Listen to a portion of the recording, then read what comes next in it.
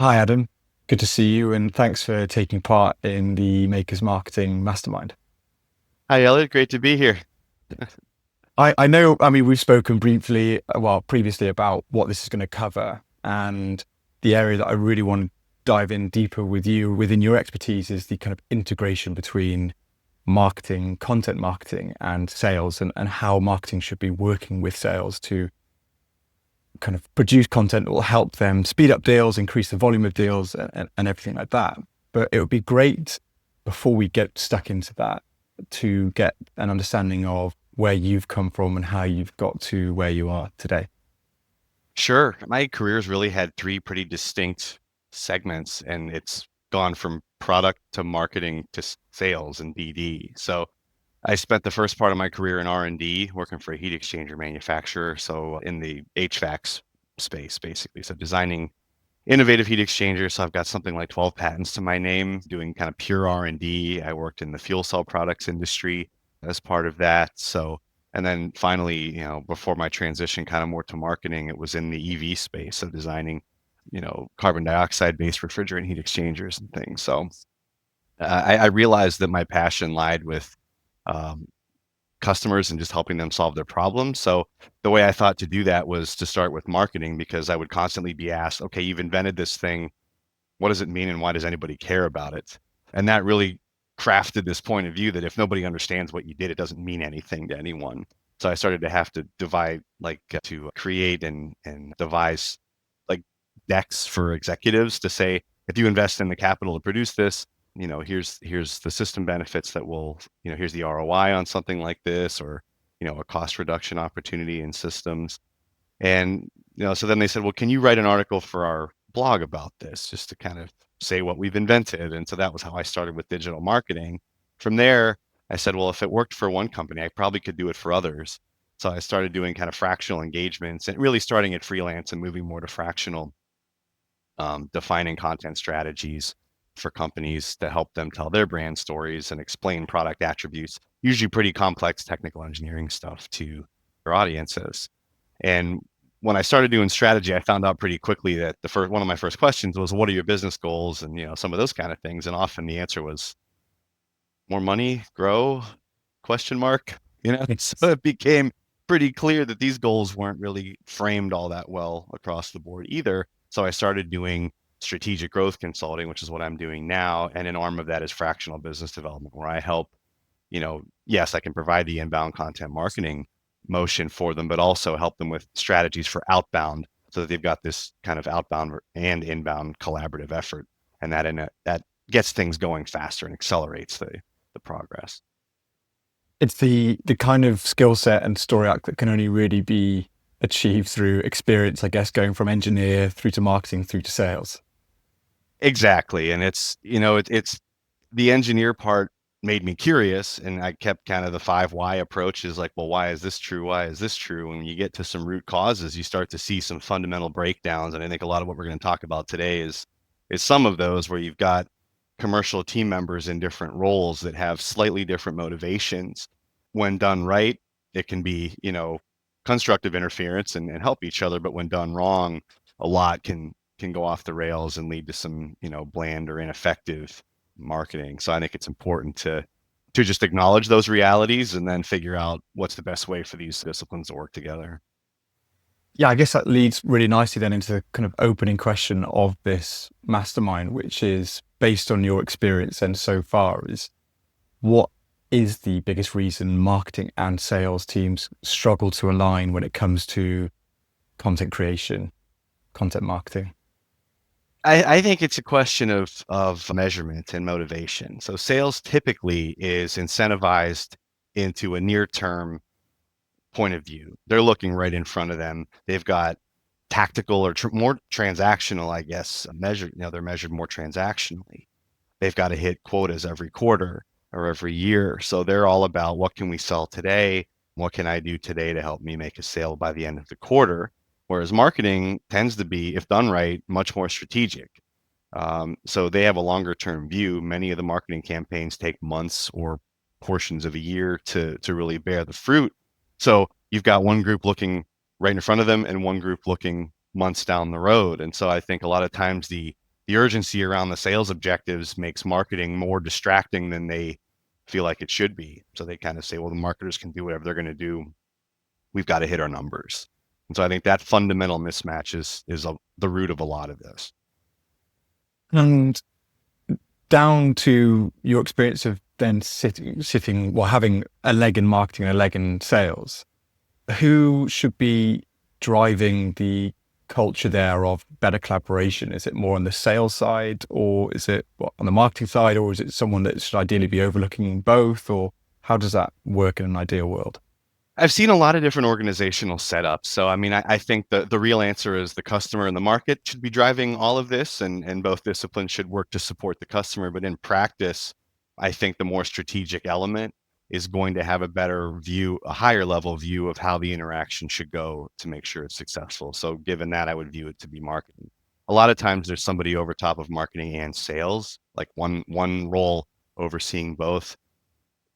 I've seen it work best when there's two stakeholders, one over marketing, one over sales, and then those two need to be really collaborative and get along and work together. But I view it as it's a strategic task, and the execution is enabled by sales. But I think marketing is really better suited to lead that. Mhm. So I guess on that collaborative approach, then, when marketing teams want to get buy-in from sales on new content, what have you seen is the smartest way to approach that conversation collaboration? Yeah, I mean, I think the most important is just increasing the frequency of touch points. A lot of teams either don't do it or do it asynchronously or do it once a year at some kind of massive summit. It's got to be quicker and more frequent than that. Think of an agile kind of style where you get frequent touch points and get the marketing insights in quicker. But using sales, I mean, sales can act as the voice of customer. They hear objections all the time. So when marketing can ask them questions from the point of view of the objections they hear, the answers are crisp and clean. Asking a salesperson to think strategically is different than their day to day. So that's going to be harder to do. But asking them, what are some objections that you hear, that they can get. So when you have these frequent touch points, you were just at a trade show last month. What did you hear? What was some of the feedback? Getting them to act and role play it as the customer that they talk to gets you the insights. And usually it's in the exact words the customers were using. And that's marketing gold. If you get those terminologies in their words, the response from the market is much, much better. So sales, they seem to like to do it too. Whenever I interview salespeople and say, hey, just pretend like you're the buyer on the other side of the table. It kind of starts to feel like magic when they light up and they start really giving a ton of information. The interviews always run longer than the time you allot for these, but you can almost feel that, oh, this is the information we need to extract to get into our marketing materials. So that's interesting in terms of using or marketing using sales as the kind of customer research element. Is there kind of passive ways that marketing can do that without taking directly kind of salesperson's time, like tapping into the CRM for meeting notes and stuff like that? Is that an approach that you've used before, or is it mostly through touch points with sales, dedicated meetings and stuff like that? I mean, you need human insight, so you have to talk to humans. I think Mm. that's a time investment that, again, close collaboration between marketing, sales, leadership helps to promote and foster and encourage and maybe even incentivize through objectives. Put an objective in a salesperson's, goals of, hey, touch point with marketing once a quarter. Did you hit all four at the end of your year? Metrics that they'll get. But the CRM is an interesting one. I've found though that sales, because the travel's so heavy, they're usually running around the depth of those sales. We use Salesforce in a lot of my work. The depth doesn't tend to always be there. So it's a strategy. I think reviewing those may lead to more targeted and specific questions for marketing during a human interview. So certainly reviewing those and figuring out kind of where to mine for the information can help. But I think trying to do it fully asynchronously using those sales reports is not going to give the depth that they're likely to need. Yeah, yeah. Yeah, I think that definitely makes sense. I mean, even if you're taking a direct transcript from a sales meeting that's done over Zoom, it's still a very small percentage of the actual conversations that sales people tend to be having with customers on the road, trade shows and everything like that. And you might miss out on those kind of anecdotal messages. that get lost on CRM notes or anything like that. Well, and anytime something's translated from one medium to another, you lose a little bit, right? So there's the Yeah. entropy inefficiency of all these different, times. So talking live, a point that you bring up from reading a summary of a sales report may trigger something in the salesperson's mind that you'd never get otherwise. Mhm. So yeah, I mean, reviewing them to get those kind of big points is good, but getting the human contact is great. Okay. So going back into the kind of collaboration between marketing sales and thinking, okay, marketing has got some of the insights in terms of the human stories from sales of the objections and customer conversations they're having. How can marketing involve sales earlier in the content creation process to make sure that the final materials are something that the sales teams are actually going to want to use? It's a good point because I don't think it's natural for many salespeople to think about using marketing collateral in their conversation. So the Yeah. real question becomes like, oh, how do you get that information to them in a way that makes them feel like it'll help them versus distract them, right? So, I mean, again, involving them in the process earlier and having them, connect throughout is the way I've done this in the past. But leveraging them and then asking them when they talk to their customers, talk about the transactional stuff, their core metrics. But then, some point they're in the conversation, go, where do you go for news in this area? What trade publications? What websites? What even competitors of ours have you found to be reliable sources of information? Their expertise is critical in that area. And when you enroll them as not just an interview subject with a bunch of questions firing off, but as a strategic partner, as kind of the owners of that customer relationship, the engagement is much higher. So, really leveraging them for, again, that voice of customer, where would your key decision maker find out this kind of information? And then you can go through as a marketer and stock those sites, right? Is it a publication? Is it a podcast or something? If there's a couple key, and there's usually, you know, they're easy to find in those kind of discussions. You can figure out the one or two podcasts, the one or two publications or groups of publications that are where the industry goes for information, figuring out how they talk, what are they talking about, what's their publication frequency, and what are some other sources around there. Those are good information for research too. So letting the customer drive where they go for information. And then I think the last one would be the type of information. Are many of them on LinkedIn? A lot of my customers aren't. So I think I think LinkedIn can be great, and a lot of manufacturers are there. So depending on the industry, LinkedIn fine, but where else do they go?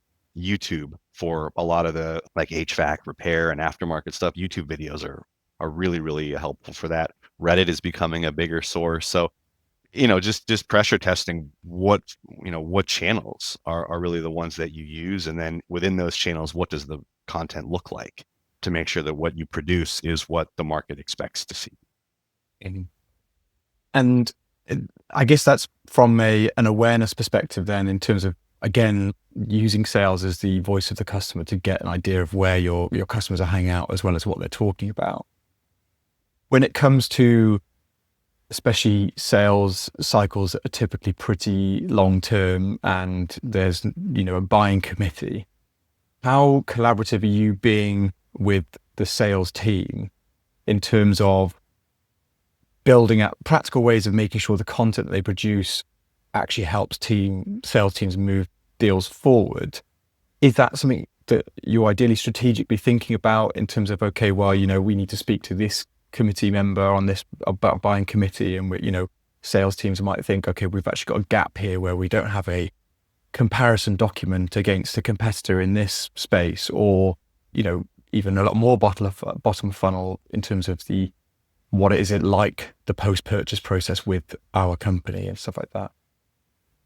Yeah, I think marketing, there's an opportunity to enroll marketing more in the deal making process. That doesn't tend to happen. Sales does like to own that, and they don't, they kind of want to be in their flow and not be too distracted, in my experience. So I think part of it is just shifting the thinking of, here's how we can kind of amplify that effort for you and increase your success rate. Thinking strategically, at a minimum, if there's a way to record sales calls so that the marketer can hear directly some of the points that are said to sales during the nurturing process, a marketer is going to hear different things than a salesperson in one of those calls. So the more people and the more discipline can see and hear and feel that dynamic, the better. you probably have seen this where, if you're in a meeting and running a meeting, someone else in the meeting may pick up something that you didn't due to the mechanics of, trying to just carry the conversation forward and things like this. So I think it's important to at least asynchronously get that direct, feedback shareable to marketing. And then a marketer may say, well, I've heard three or seen three of these sales calls, and here's a common theme. Salesperson, does this make sense to you? This is the kind of material I think could really help you. If we created a comparison document of us versus our two biggest competitors with some proof points as to why we're better and some value proposition stuff, would this be helpful to you? And if they think, oh, wow, that would really help to give us something, one, to communicate on the sales call, but two, to share with the decision-making team, because very typically in B2B, especially the bigger the company, the decision maker is pretty insulated. They don't want to talk to outside people. They want their team to make the sales pitch. So you're an indirect now link to that decision maker. It'd be nice to control that messaging. And so if you had a document that indirect link could take forward, at least it's then your words to the decision maker versus a translation verbally or in an email that they're having to do. So again, getting marketing to see the actual interactions and then to understand the roles and decision-making process. Because, in a lot of times what I do, the decision maker will be a commercial person, but the decision influencer is a technical person. So the decision maker will say, well, here's three technical solutions. Which one do I pick? Hey, engineering, what do you think? So winning at the engineering level is usually the first step. And so that's where the proof points and the technical rationale has to come in to make the engineer believe, to then advocate internally to the decision-making team.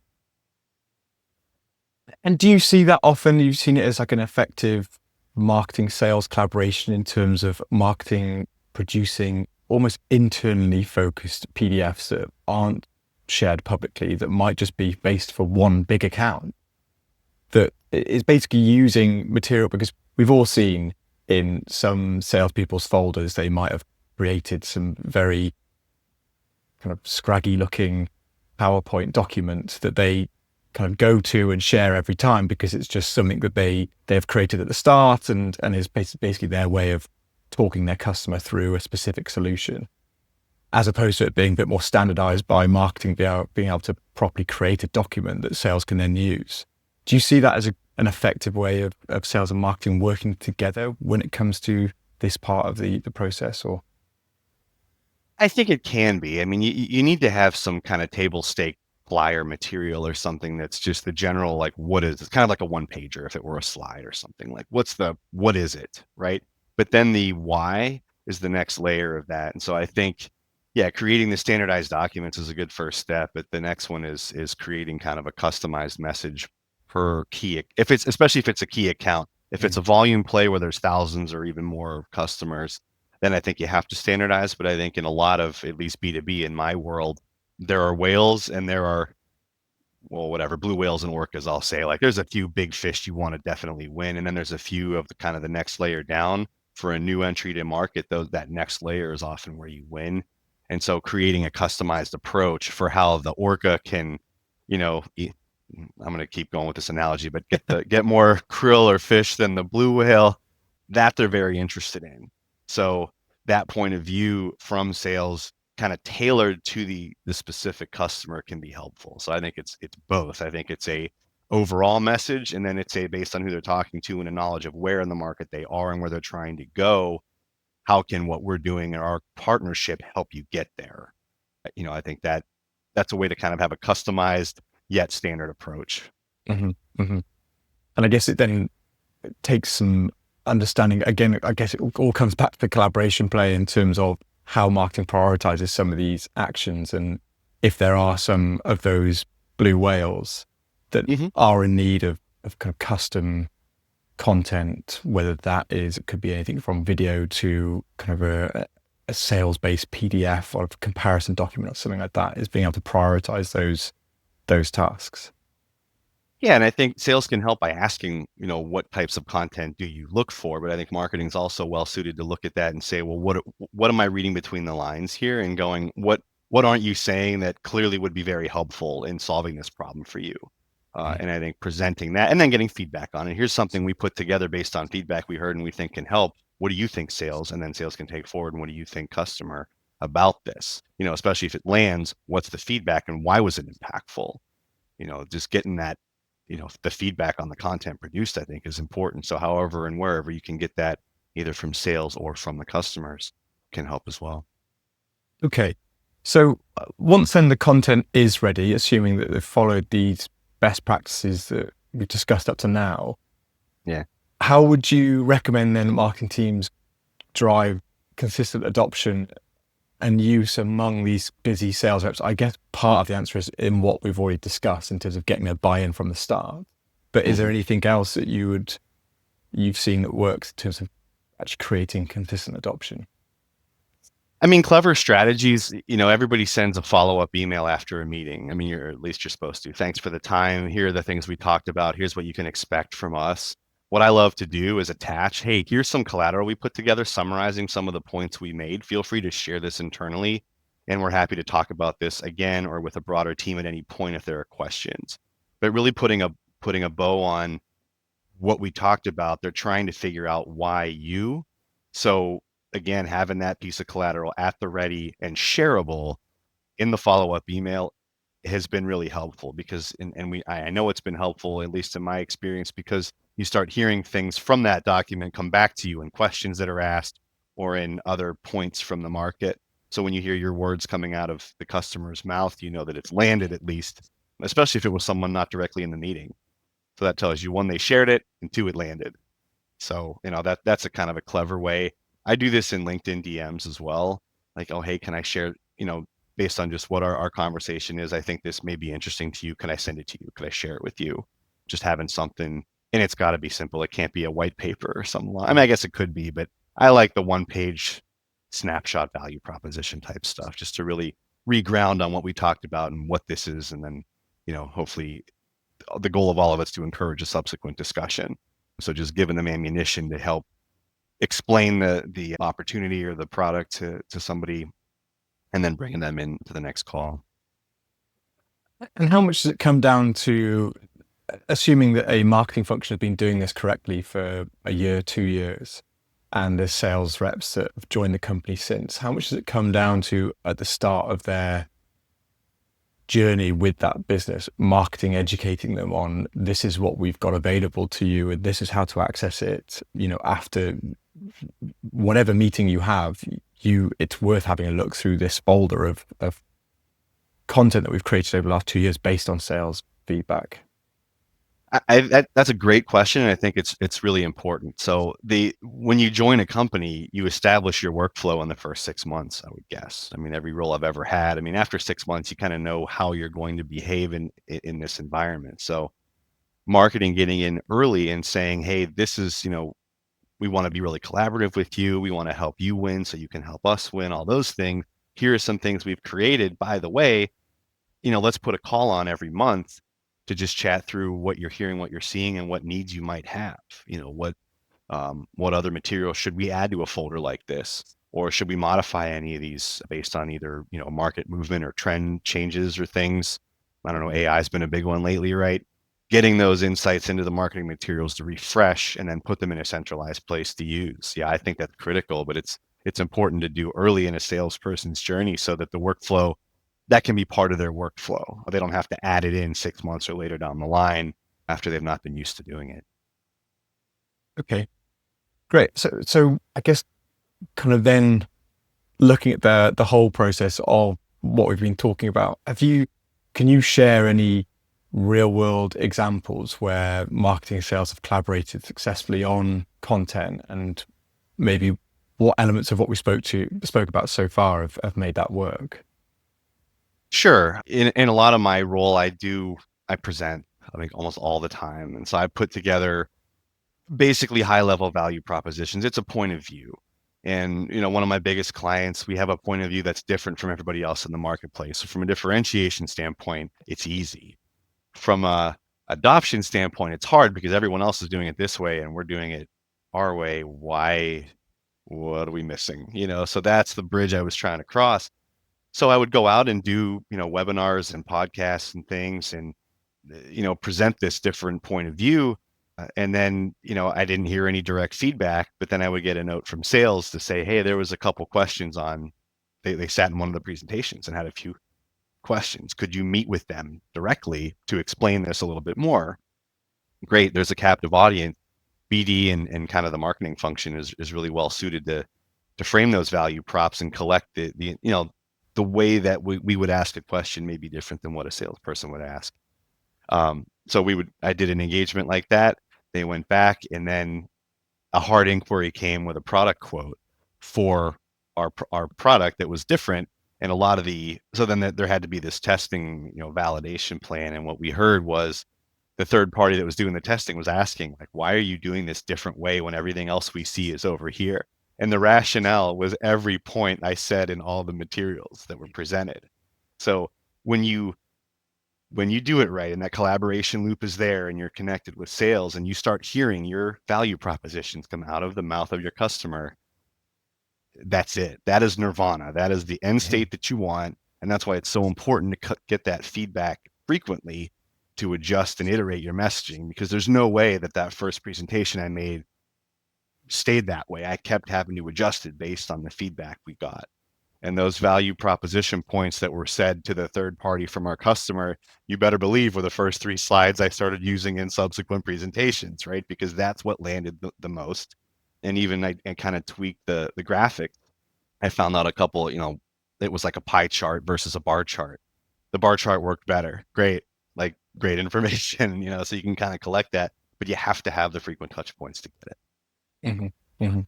And I guess that's equally with sales as well as the customer itself through doing those webinars and presentations.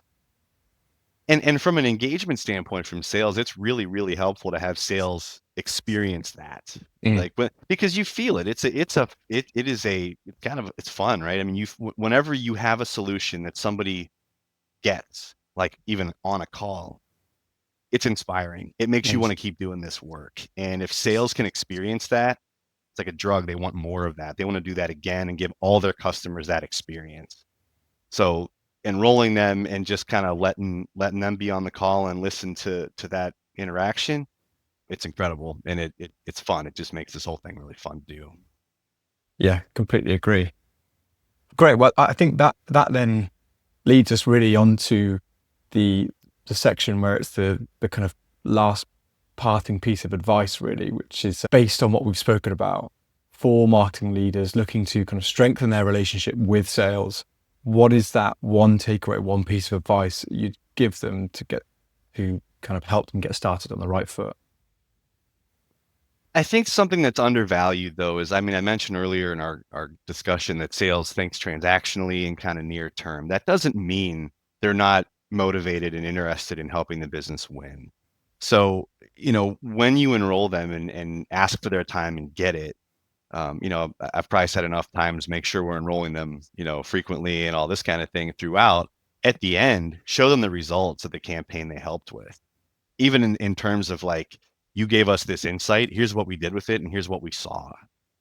That's a partnership. That's something that said, lessons learned. I wish we could have asked these questions. Let's add these to discovery calls that we do going forward. But showing them the output of the marketing efforts they helped with ensures that, one, you heard it and you did something with their time spent, and then they can kind of see how that work helped promote the broader effort of moving the business forward.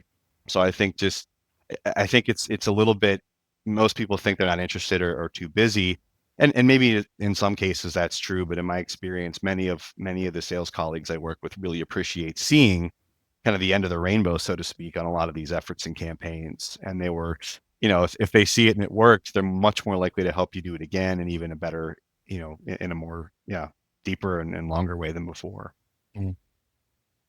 Yeah, I think that's a really good point to end on. Adam, really appreciate you taking the time to go through this. I think it's been a really valuable exercise because of, within marketing in the manufacturing space, it's something that I think is not discussed enough. Typically you have fairly under-resourced marketing teams within manufacturers compared to other sectors.